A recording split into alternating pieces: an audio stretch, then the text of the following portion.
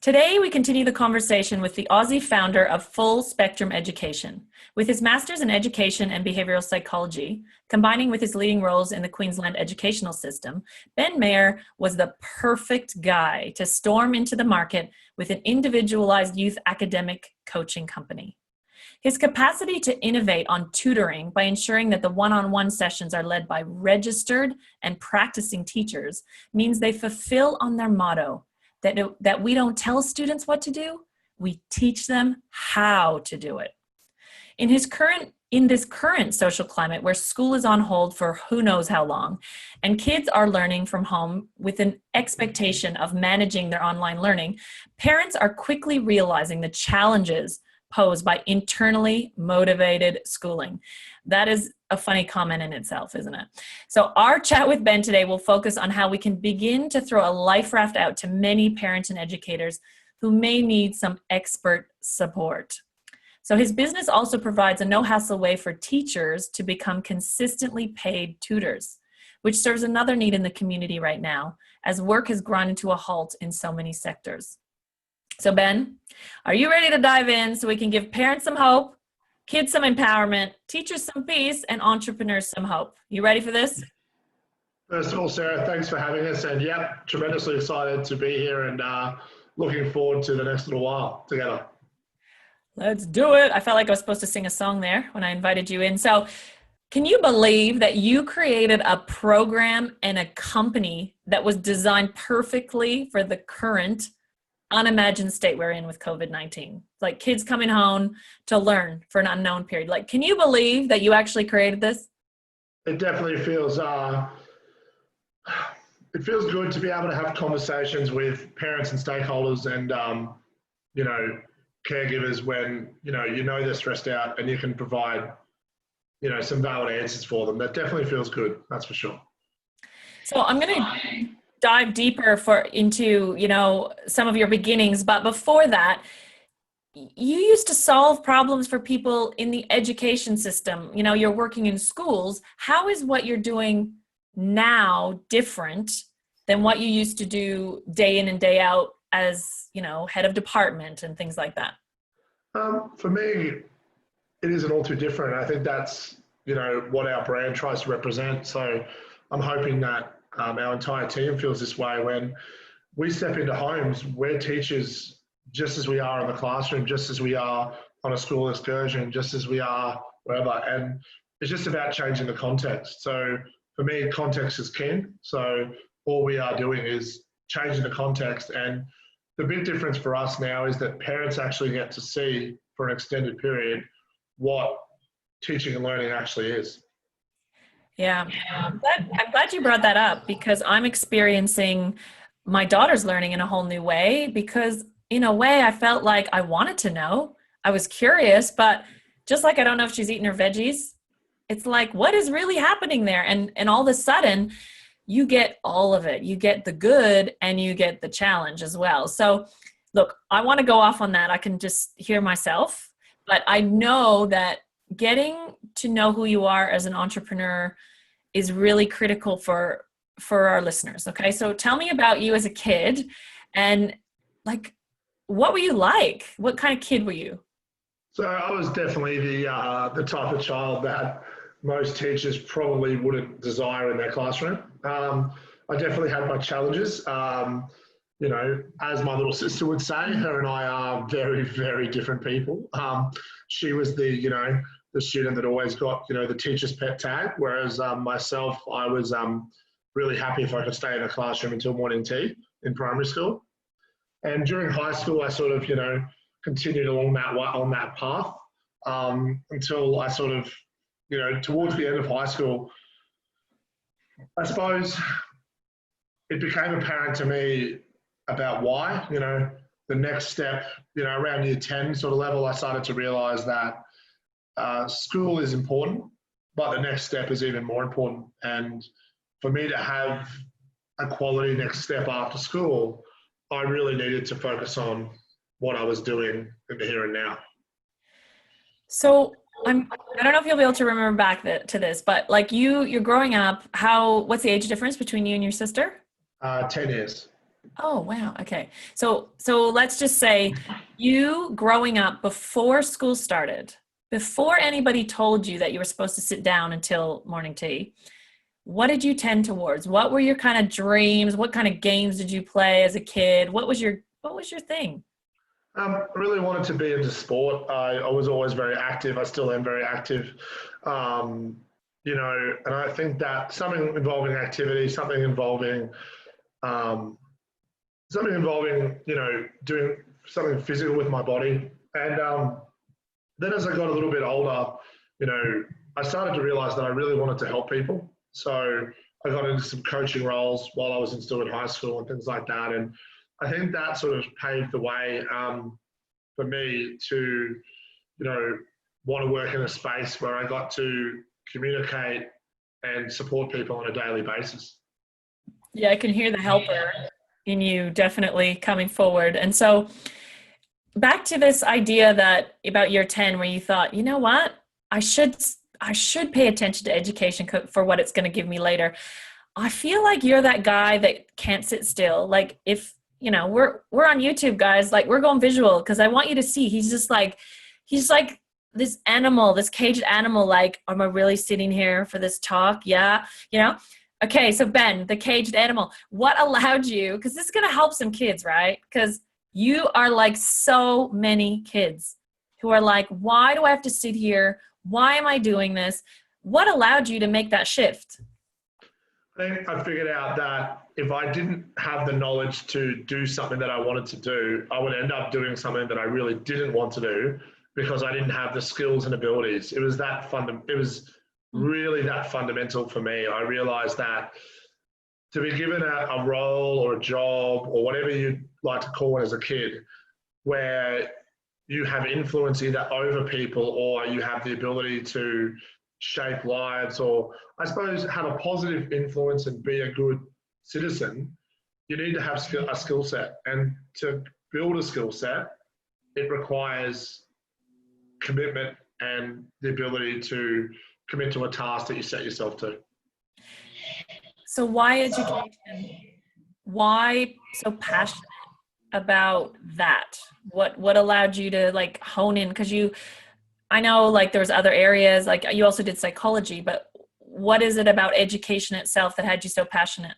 Um, Everyone talks about, doctors, lawyers, all that sort of stuff. And don't get me wrong, every doctor and lawyer that I know is absolutely sensational and very passionate about what they do. But for me, education is where it all begins. If you don't have a passionate educator, you can't have a doctor, lawyer, mechanic, anything really. You look at these trade schools that are coming up now that are doing fantastic work with, practical based learning programs for kids, or, you look at even Indigenous programs up north that are, targeting it around utilising cultural expectations on the youth of today and ensuring that they are engaged. You look at inner city Brisbane schools trying to maximise exposure for students by going on overseas trips and, doing excursions that way. I think that for me, it's from as early as I can remember since I left school, it's always been about helping people. And my vehicle, if you will, was to do that through education, because I believe that if you're an effective educator, you can influence, at a very, very substantial level to a very wide, space. Yeah, the ripple effect on kids is massive. And so you were having that impact, for 8 years in Queensland education. Tell me about this transition from that direct impact, and now you're sort of like almost like that overseer, creating something that could have even bigger ripples. So what was that transition like, and had you envisioned that before and were like biding your time to do it, or what was kind of like the penny drop for you to start thinking, I'm going to create this company? So I always thought that I wanted to be a principal, and I always thought that I wanted to go down the, I suppose the seeming route that most educators go down, become a head of department and become a deputy principal, if they're in fact interested in getting out of the classroom.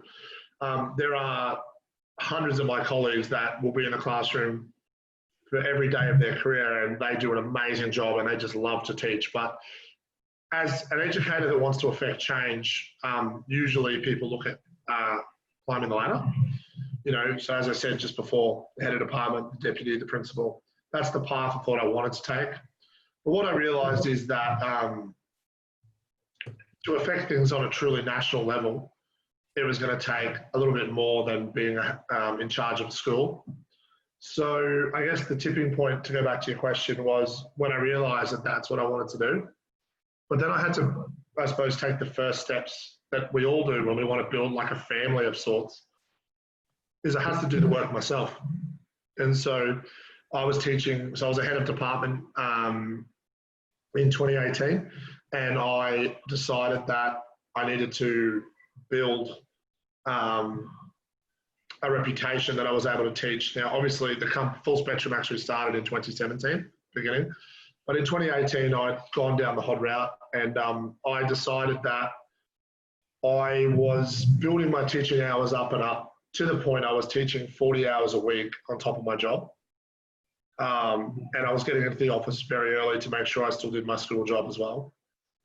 And during the middle of 18, I realised it was time to take leave, and it was time to focus on the full spectrum family.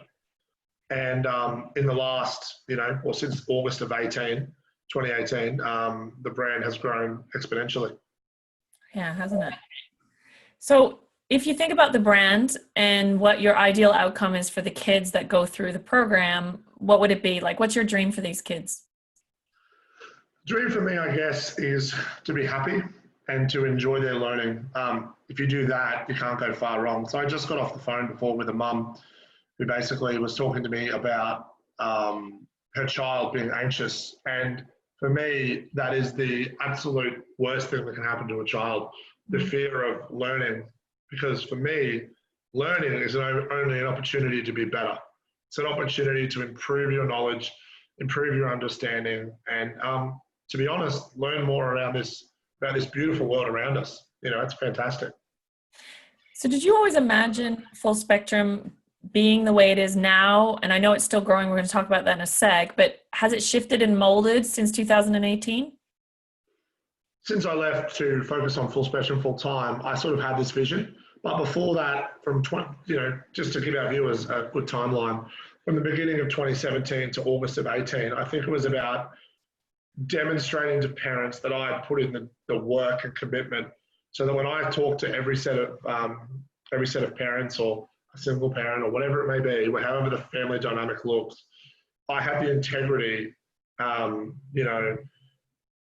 I suppose to an extent accountability, to be able to actually have a conversation with them that was based on evidence. So from that point, yes, I did know that it would expand into the three-state company that it is now, being Queensland, Victoria, and New South Wales. However, what I'm tremendously excited for in the future is where we haven't been and where we still are to go. Yeah, I know. That's so. I want to hear about the vision for full spectrum, because I know that you have other things that are in the pipeline and are growing.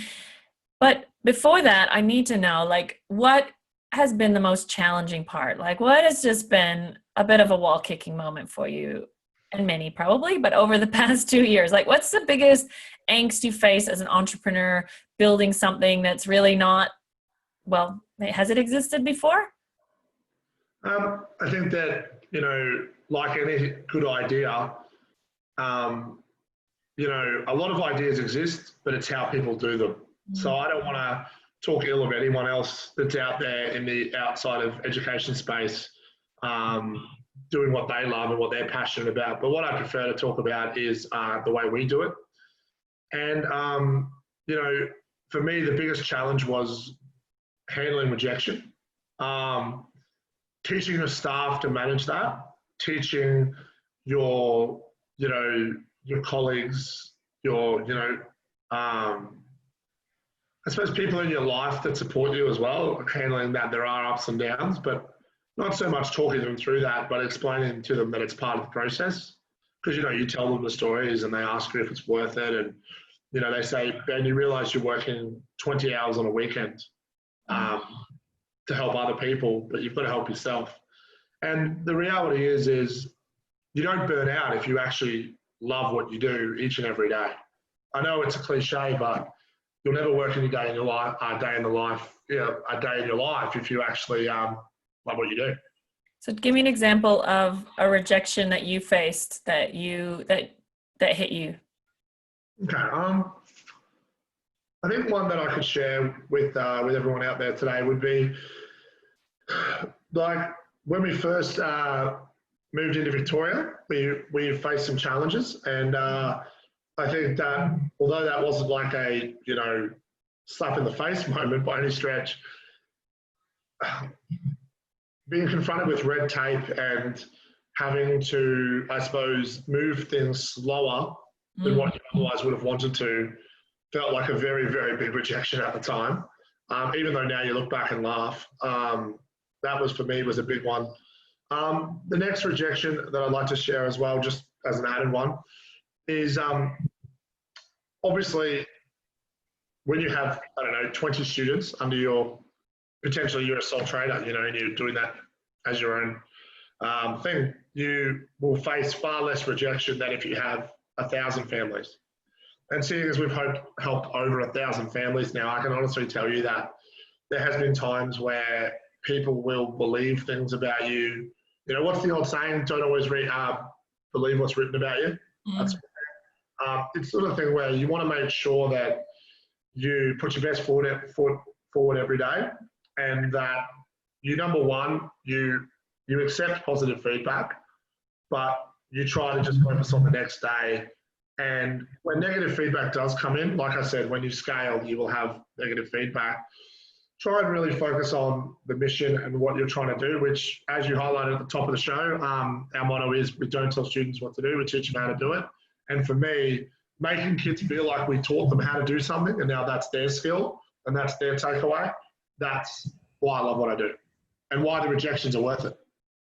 Yeah, I'm glad we drilled a little on rejection, because you brought something up beautifully about scale, that if you are in front of 2 people, but then you're in front of 1,000, 220, that there's a big difference. And like you said, that's just humanity. Some people are gonna feel good about it, some people aren't. And so, yeah, getting that in perspective was what's allowed you to keep going.